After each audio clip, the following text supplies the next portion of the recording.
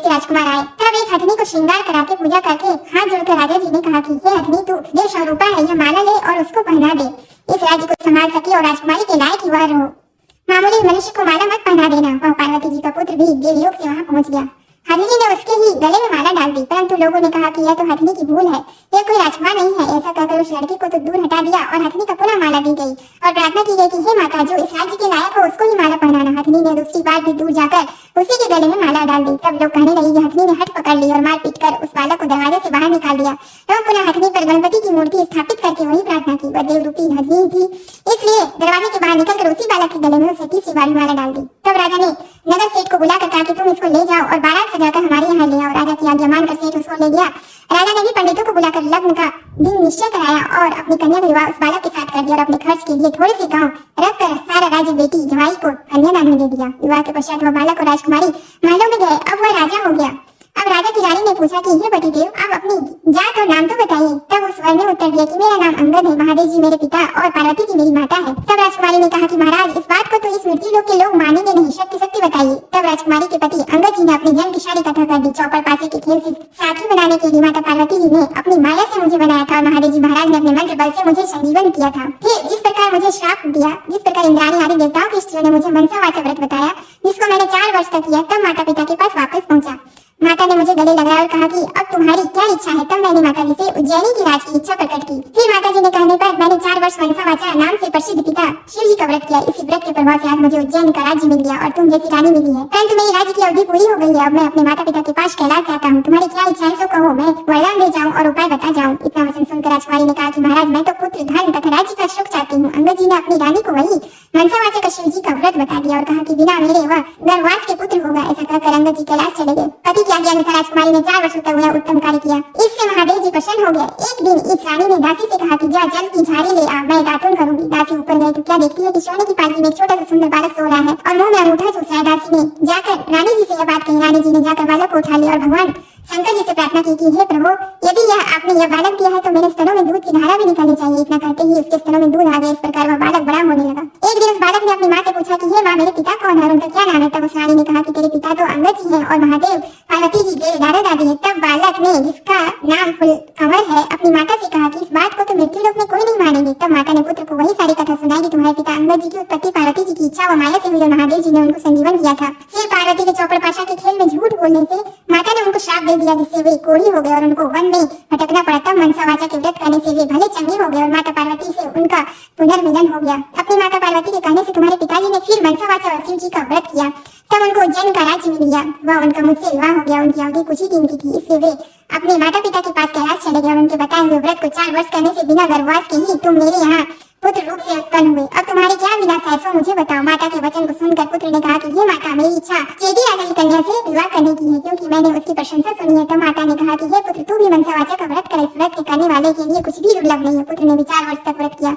तब भगवान शंकर जी ने चेदी राजा को स्वप्न आदेश किया कि मेरे कहने से तू अपनी राजकुमारी को विवाह उज्जैन के राजकुमार से कर दे। चेदी राज ने भगवान शिव के वचन माने और अपनी कन्या का विवाह उज्जैन के राजकुमार से कर दिया। अब वह राजा हो गया। एक दिन वो शिकार खेलने वन में गया। वहाँ उसके कोई शिकार हाथ नहीं आया। भूख प्यास से व्याकुल होकर वह एक बाग में जाकर आराम करने लगा।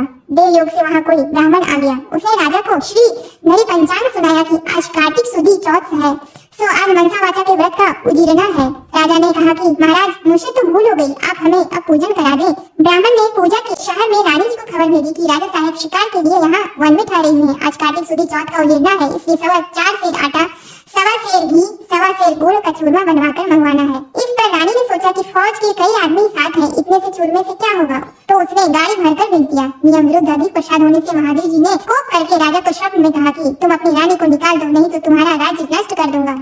राजा ने प्रमाण के अनुसार दोबारा चूरमा बनवाकर व्रत पूरा किया। महादेव जी ने कथन के अनुसार राजा ने रानी को महल से निकलवा दिया। रानी किले से रवाना हुई। थोड़ी दूर जाने पर दीवान मिले। दीवान ने पूछा कि रानी साहिबा, आप कहाँ पधार रहे हो। रानी ने सब बातें बताई। तब दीवान ने कहा कि मैं राजा साहब को समझाकर राजी कर दूंगा, तब तक आप मेरी हवेली में पधारिए। रानी जो ही दीवान की हवेली में गई, त्यों ही दीवान अंधा हो गया।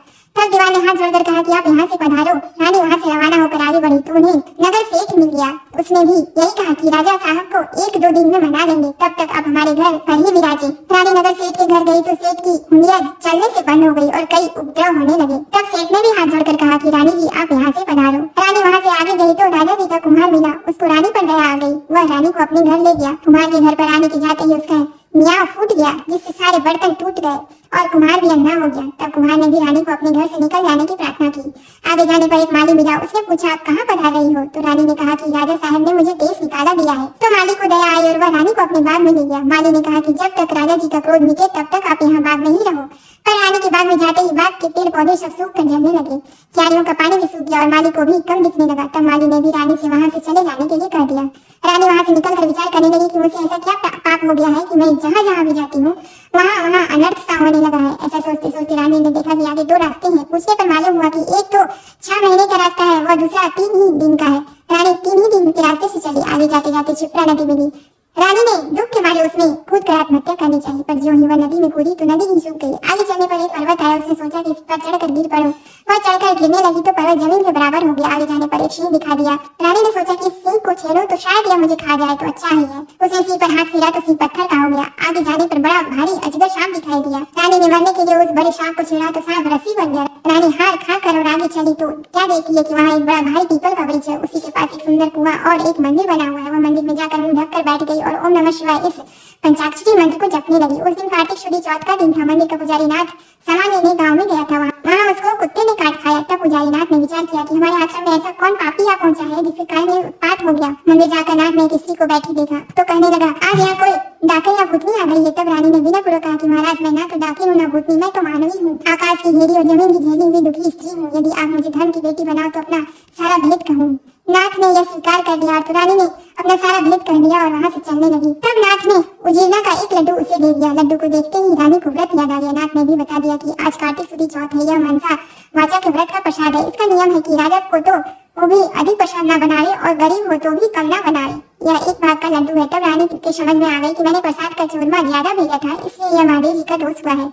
ऐसा विचार कर रानी ने नाथ जी से प्रार्थना की कि हे महाराज, इस व्रत को अब मैं भी करना चाहती हूँ। तब नाथ ने कहा कि यह श्रावण शुक्ल चौथ आ रही है, इस दिन से तुम व्रत शुरू करो। फिर नाथ जी ने कुंवारी कन्या से पूरी कटवाकर उसका डोरा बना दिया। पूजन का सामान लाकर सोमवार के सोमवार व्रत और पूजन करती रही। तब कार्तिक शुक्ल चौथ आई। तब नाथ जी गाँव जाकर सामान ले आए। 1.25 सेर घी, 1.25 सेर गुड़, 4 सेर आटा का चूरमा बनाया। चूरमा के 4 भाग किए और शिव पार्वती की मनसा वाचा पूजा की। इस तरह व्रत करते करते 4 वर्ष बीत गए तो महादेव जी महाराज ने राजा को स्वप्न में दर्शन देकर कहा कि राजन, अब तू रानी को बुलवाओ, नहीं तो मैं तेरे राज्य का नाश कर दूंगा। तब राजा ने कहा कि महाराज, अब रानी का पता लगना कठिन है, आपकी आज्ञा से ही तो उसे निकाला था। तब महादेव जी ने कहा कि हे राजन, तू 4 विश्वासी नौकरों को पूरब के दरवाजे पर भेज दे। वहाँ बिना नाथे हुए बैलों की गाड़ी आएगी। वह गाड़ी वहीं जाकर ठहरेगी जहाँ पर तुम्हारी रानी है। प्रातःकाल राजा ने 4 आदमी भेजे। आगे बिना नाथे हुए बैलों की गाड़ी आई। उसमें से चारों बैठ गए और उसी मंदिर तक चले गए जहाँ पर रानी थी। वहाँ रानी को पहचान कर सेवकों ने कहा कि हे रानी जी, अब पधारिए, राजा साहब ने आपको बुलाया और इसी कार्य के लिए हमको भेजा है। तब रानी ने नाथ जी से कहा कि मैं आपकी धर्म की बेटी हूँ, सो आप मुझे सीख देकर भेजो। तब नाथ जी ने मिट्टी के हाथी, घोड़ा व पालकी बनाकर मंत्र के छींटे दिए, जिससे वे सच्चे हाथी घोड़ा पालकी बन गए। रानी ने नाथ जी से फिर कहा कि हे पिताजी, आते समय रास्ते में मेरे रहने से कई जीवों का नुकसान हो गया था, तो उनका भी उद्धार हो जाए, नहीं तो यह पाप भी मुझको ही लगेगा। तब नाथ जी ने शिव जी के निर्माल्य स्नान कराए, जल की एक झाड़ी भर दी और कहा कि बेटी, तू इस जल का छींटा ओम नमः शिवाय कहकर डालती जाना तो तेरे सारे पाप निवृत्त हो जाएंगे। अब तो रानी शिव पार्वती जी को और नाथ जी को साष्टांग नमस्कार कर लेने और आए 4 सेवकों के साथ रवाना हो गई। जाते जाते वही सर्प आया। तब शिव जी से प्रार्थना करने लगी कि प्रभु, मेरे पाप से यह सर्प रस्सी बन गया था, अब यह फिर से सर्प हो जाए। ऐसी प्रार्थना कर झाड़ी के जल से उसके छींटे दिए, जिससे वह पहले के समान सर्प बन गया। आगे वही सिंह जो पत्थर का हो पड़ा था मिला, उसके भी रानी ने झाड़ी के जल से छींटे दिए तो वह भी जीवित होकर जंगल में भाग गया।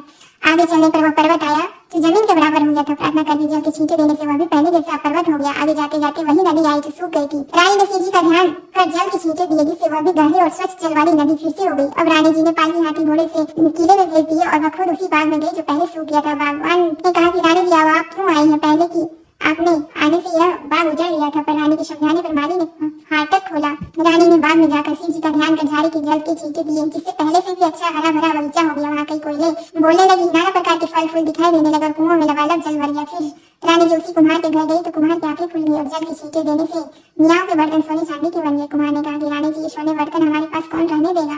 तब रानी जी ने कहा कि इनमें से 4 बर्तन राजा की भेंट कर देना। इसी तरह रानी नगर सेठ के घर गई तो उसकी हंडिया सिकरने लगी। तब व्यापार में लाभ होने लगा। तब नगर सेठ ने कहा कि अन्नदाता जी, आपके पधारने से हमारे यहाँ रिद्धि सिद्धि हुई है। इस खुशी में मैं सारी नगरी को जिमाना चाहता हूँ।